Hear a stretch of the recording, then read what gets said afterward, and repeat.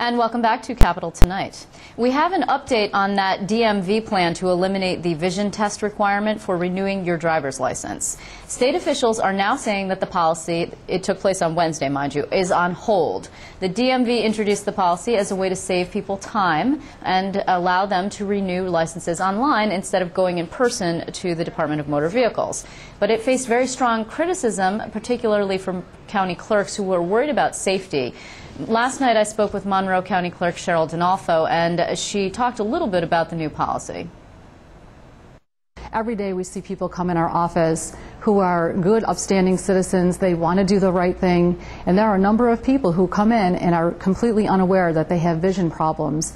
And so that eye test really is a safety check and helps people do the right thing, continue to do the right thing, get their vision taken care of, and then get their driver's license renewed.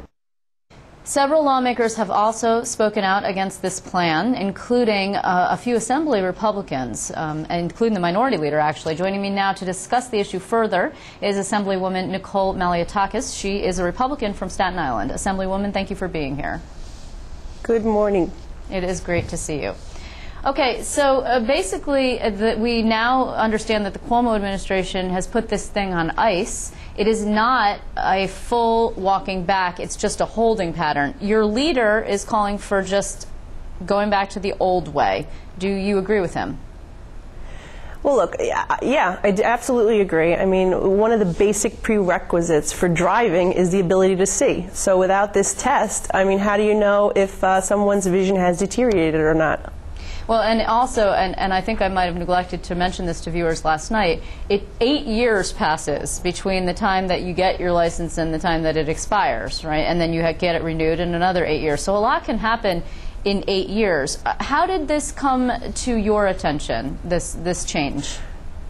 I had gotten a Google alert about this earlier in the week that they were going to make this change. It was sort of quiet, really didn't hear too much about it, and I automatically thought that this is definitely not a good idea. As you mentioned, 8 years is a long time between the time that you first get your license and then you renew it, and then every 8 years after that you have to renew your license, and many things can happen between that period of time. So without having an updated record of whether this person has the ability to see or not, it really puts pedestrians and other drivers and yourself in a dangerous situation.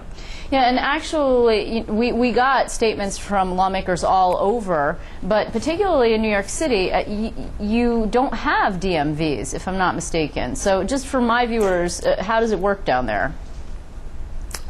We do have a branch of the DMV. However, you know, in the past, what we've done is we've submitted documentation from a doctor verifying that you are able to see, that you have correct vision, the vision necessary to operate a vehicle. And the funny thing is that with this change, they still didn't make that adjustment to trucks and commercial vehicles. Right. So why would you have one standard for drivers of commercial vehicles and then a totally different standard for a resident of New York State? I wonder what, I mean, again, it was a little bit quiet. The county clerks told me that they were taken completely by surprise. If you could speak a little bit about the policy approach, in other words, that lawmakers were also taken by surprise. I mean, I don't think anybody knew this was coming down the pike.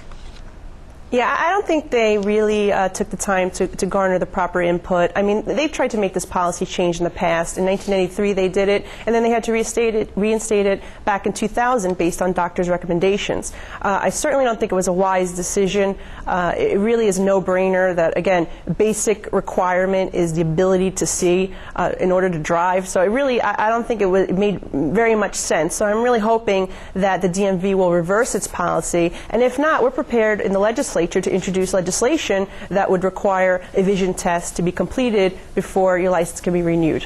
Yeah, there has been some question in the past about the cost. When you bring up 1993, which is interesting because at the time, Republican Governor George Pataki was in office. Actually, he was in office for 95. He won in 94. But for many years, he refused to bring back, despite that doctors had said this is a terrible idea. It wasn't until 2000 that he actually reinstated this.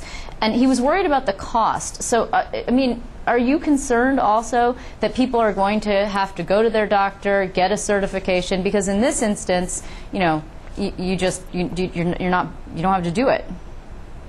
Well, the DMV claimed that this was, a measure of efficiency on their part. I don't really see the cost savings to the DMV because this is not. You don't necessarily need to go to the DMV and do an over-the-counter vision test. What you do need is to submit paperwork from your doctor saying that you have the vision necessary to be able to operate a vehicle.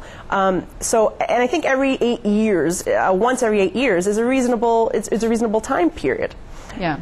I don't see how they're saying you're going to save time at the DMV by not completing this vision test when all it requires is a doctor authorized that you can see properly to operate a vehicle. Yeah, this is actually this is transportation related news this week, and there's been a lot of it. We're also hearing new news, sorta, of coming out of the Port Authority. We expected that the executive director, Chris Ward, would be replaced. He is a Patterson hire, and he instead, according to news reports, has decided to step down. You are concerned about this?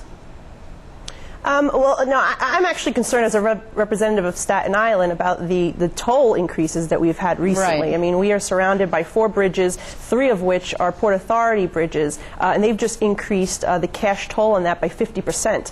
So that really is what my concern is. We've been, writing to Christopher Ward, asking him to please look at this policy, provide us with a resident discount for our constituents, because it's completely insane to have a 50% increase.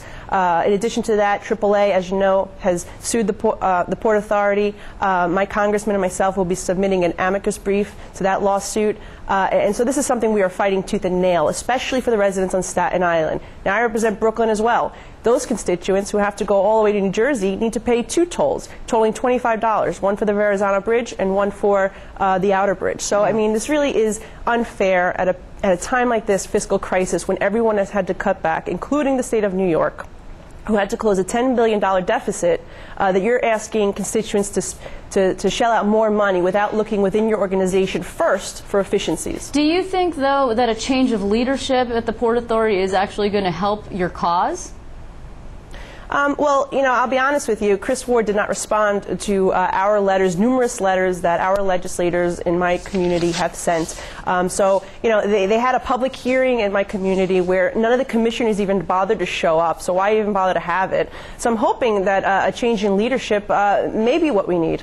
Can you just explain what the amicus brief, I'm not sure that everybody upstate is familiar. I know that people here obviously do go down to the city, and if you drive to the city, for example, if you cross the George Washington Bridge, it used to be $8, now it's $12. So it is hitting people who might be going down for whatever reason. It might actually deter folks from driving, and perhaps they would take the train, perhaps they won't go at all, which is not great for tourism. Explain a little bit more about the lawsuit. Well, AAA says that this increase was unlawful. It was a tremendous increase, which is unfair, number one. Number two, the money that they are collecting from tolls is supposed to be spent on transportation. On Staten Island, we have absolutely no transportation options from the Port Authority like New Jersey does, on the other hand, with the PATH trains. We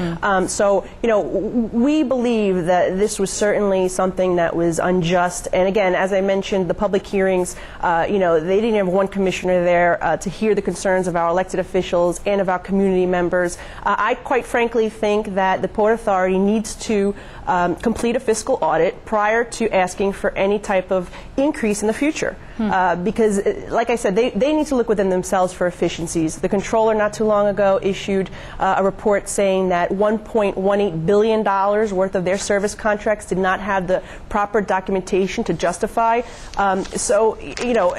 They talk about overtime costs. They talk about, they need to look for other ways to save money, whether it's efficiencies or whether it's thinking outside of the box, selling real estate holdings, or perhaps even selling advertising on their toll booths on these bridges.